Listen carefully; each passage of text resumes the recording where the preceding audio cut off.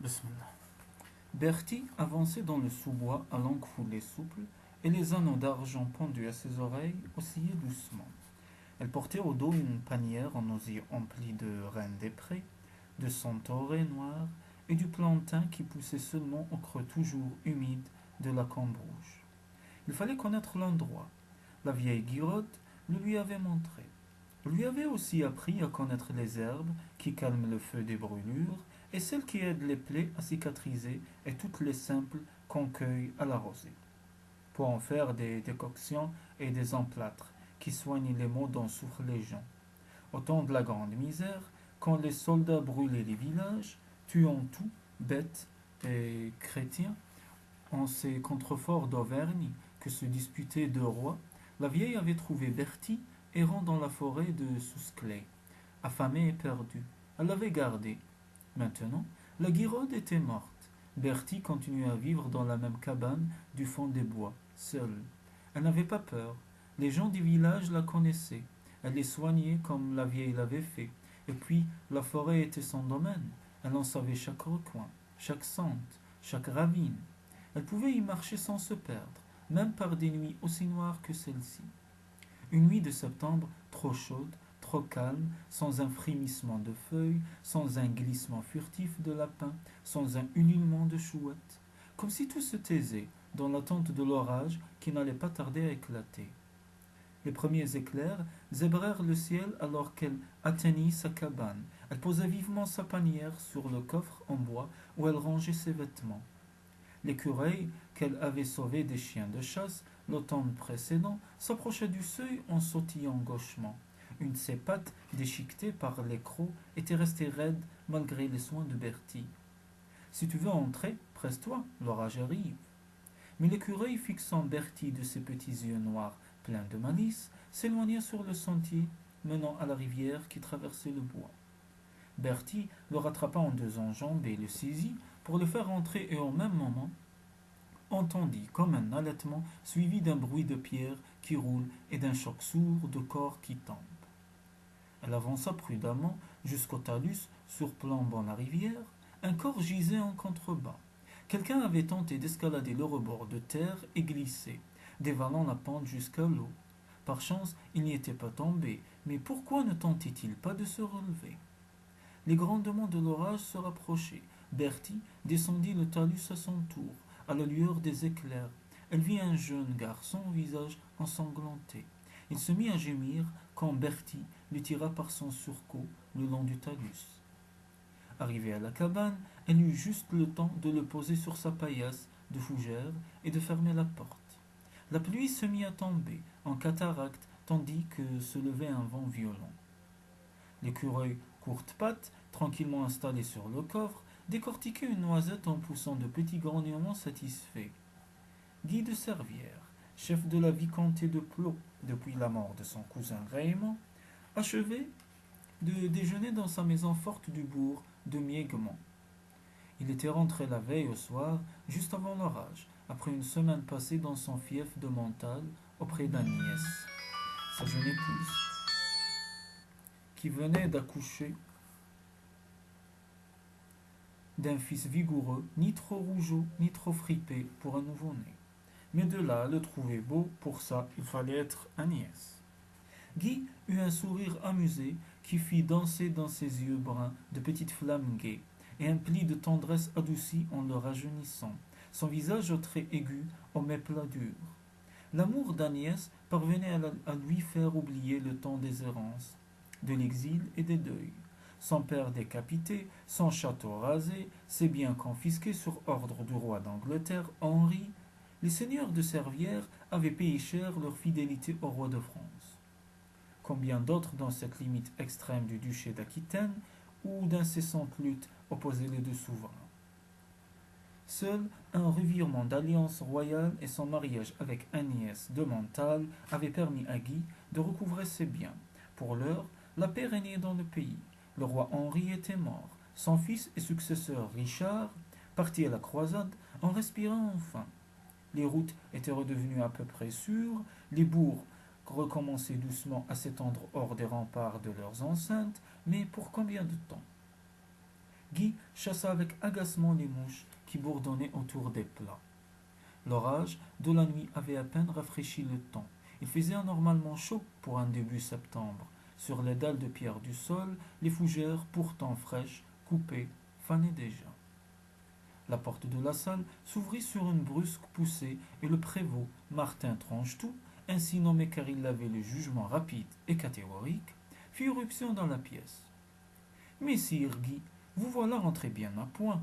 Un homme inconnu a été assassiné cette nuit dans la clairière du bois de Sousclay. Deux frères, les de Haute-Fage, qui avaient pris le raccourci pour se rendre à la laiterie de l'autre bord de la Marande, sont quasiment tombés sur lui. Ils ont ramené le corps à l'abbaye. Guy fronça le sourcil. Le prévôt se hâta d'ajouter: Ils ont cru bien faire. On ne vous savait pas rentrer. Et le père abbé m'a envoyé vous chercher tout de suite. Guy eut un hochement de tête moqueur. Je lui sais gré de se souvenir que ce n'est pas lui qui détient le droit de haute justice, mais moi. Le prévôt garda un silence prudent. Le nouvel abbé de Haute-Fage, Fulbert et Messire Guy se respectaient sans trop s'aimer. C'est bon, dit Guy, j'y vais. Prends 2 de tes hommes avec toi, tu m'accompagnes. L'abbaye Saint-Martin de Haute-Fage était située au carrefour des routes menant d'Auvergne en Aquitaine, sur un des chemins de Saint-Jacques et à proximité du riche bourg de Mièguemont. Ses 3 enceintes, l'étendue de ses terres, ses granges, ses bergeries, son moulin et sa grande église abbatiale en faisaient l'un des fiefs puissants de la région. Sans compter l'importante foire qui chaque année, à la Saint-Martin, voyait accourir de partout les marchands. L'hôtellerie du monastère ne désemplissait que l'hiver, quand neige et vent rendent tout désert, mais en ce début septembre si chaud qu'on se serait cru revenu au gros de l'été. L'effervescence régnait. C'était un va-et-vient de servantes et de valets courants d'un logis à l'autre pour installer leur maître. Les serviteurs laïcs de l'abbaye s'affairaient aux écuries. Sans cesse arrivaient de nouvelles montures, chevaux, poneys ou mules, tirant les litières des châtelaines douairières. Aux cuisines, les frères laits transpiraient près des fours où cuisaient les pains, des feux où soupe et ragoût mitonnaient dans d'énormes marmites. L'office du matin venait de s'achever. Le portier de l'abbaye, frère Jérôme, avait déjà rejoint la poterne de la première enceinte. À la vue de Guy, escorté du prévôt et de ses hommes, il se précipita. Dieu, subhanahu, soit loué, messire Guy. Vous voilà rentré. Notre père abbé va en être bien soulagé. Pensez, un meurtre en ce moment, à 5 jours de la grande fête votive célébrant la naissance de la Vierge Mère, avec notre hôtellerie pleine de pèlerins. Guy et Martin Tranchetou descendirent de cheval tandis que frère Jérôme poursuivait son discours. Encore hier soir, il en est arrivé tout un groupe, des marchands de Rhodes, qui s'en revenaient d'un pèlerinage à Saint-Jacques, en Espagne, pieux gens, quoiqu'un peu braillards, enfin quand c'est pour louer Dieu, subhanahu. Un valet accourut pour s'occuper des chevaux, tout en accompagnant Guy et le prévôt jusqu'au logis du père abbé. Le frère portier continuait de parler. Il nous est arrivé aussi un chevalier templier et qui venait de loin, d'Antioche. Oui, en Terre Sainte, il se rendait à la commanderie de son ordre, celle de Saint-Selve, en Rouergue. J'allais juste fermer la porte, la nuit était déjà bien avancée, l'orage les avait surpris, lui et son escorte. Ils étaient trempés, leurs chevaux fourbus, et frère Jérôme baissa la voix. Un des sergents avait un bras, une plaie, qui saignait. Il tirait son manteau dessus comme pour la cacher, mais je l'ai bien vu. Après tout, si le Seigneur, subhanahu, nous a donné des yeux, c'est pour s'en servir. Guy écoutait amusé par le franc-parler du frère portier qui avait en plus de bon sens et savait observer. Les 3 hommes traversaient la dernière cour au moment où un cavalier, jeune et de belle allure, descendait de son cheval. Un grand rouan marqué au front d'une étoile blanche. Le cavalier portait des bottes de cuir rouge et par cette chaleur une simple chemise de fine toile blanche brodée de soie verte au col et aux manches. Des soies du même vert que ses yeux. Il était tête nu et très blanc. En apercevant Guy, il s'inclina avec un rien de raideur et se détourna pour aider une dame à descendre d'une élégante litière tendue de tissu de Damas broché. Apparut un ravissant visage, encadré de voiles sombres, qui le rendaient plus lumineux. Des yeux clairs, un petit nez droit, une bouche parfaite. Guy eut un léger sourire. Iso portait bien son surnom, la belle oiselière.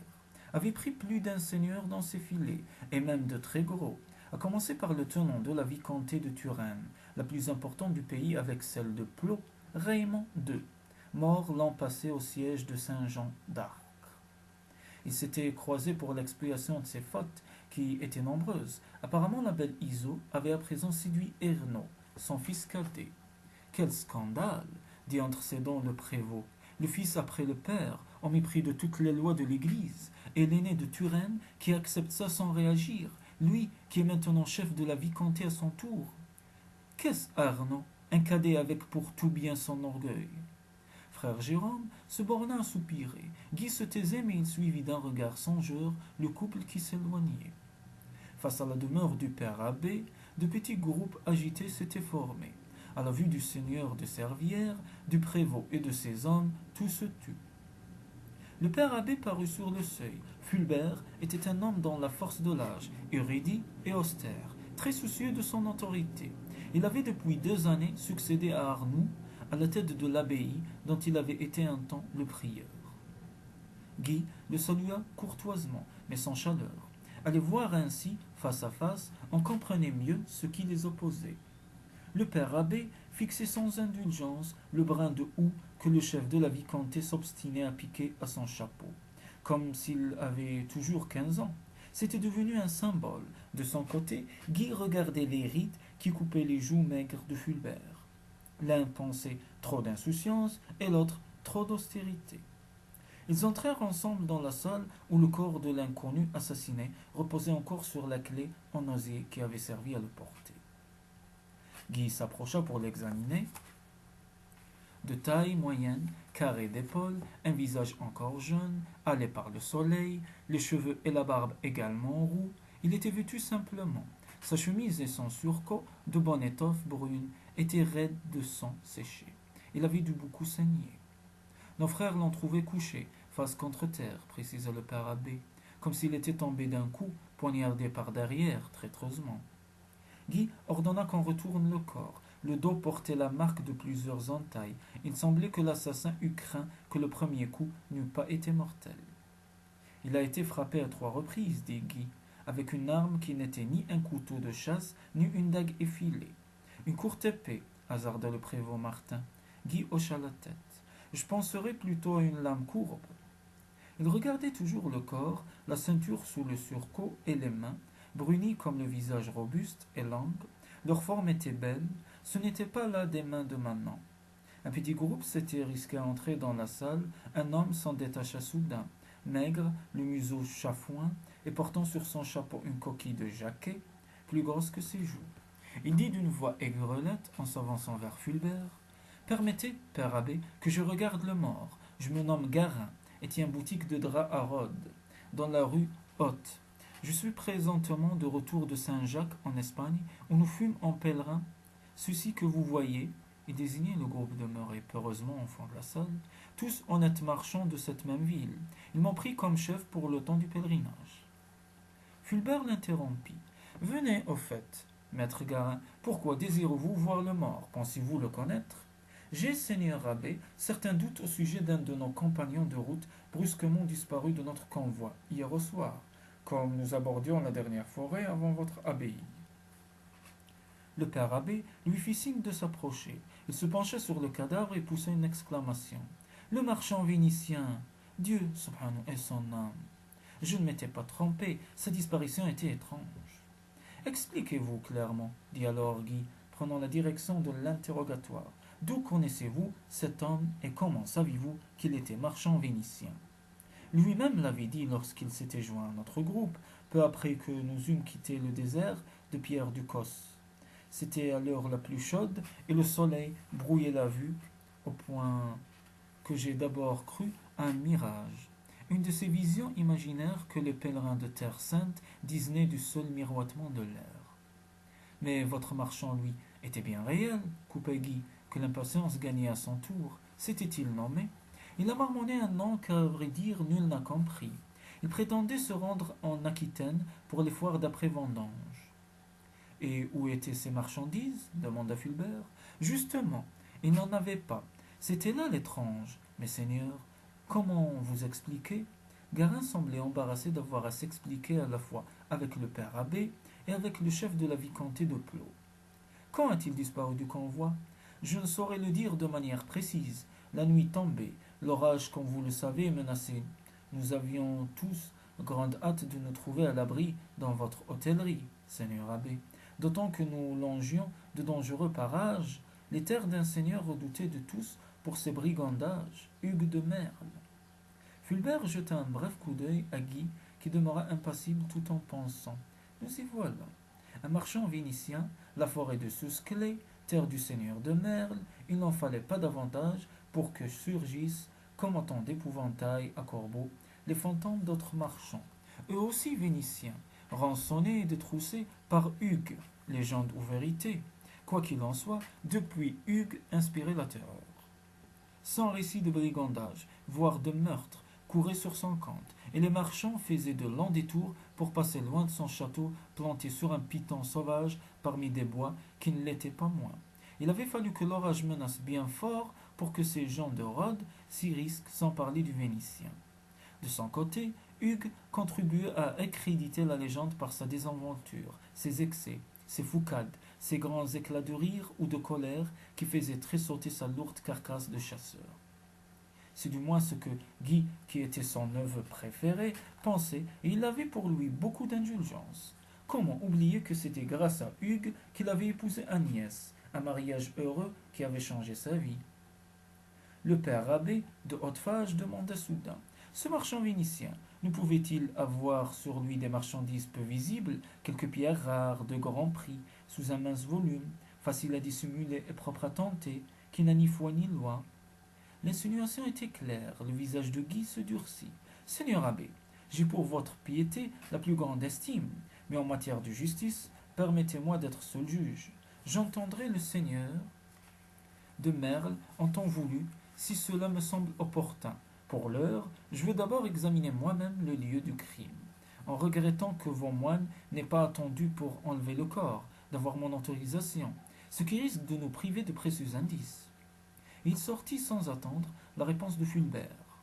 Le prévôt Martin Tranchetout le suivit ébahi. Messire Guy, toujours si plaisant avec ses yeux bruns moqueurs et son apparente insouciance, pouvait donc se mettre en colère.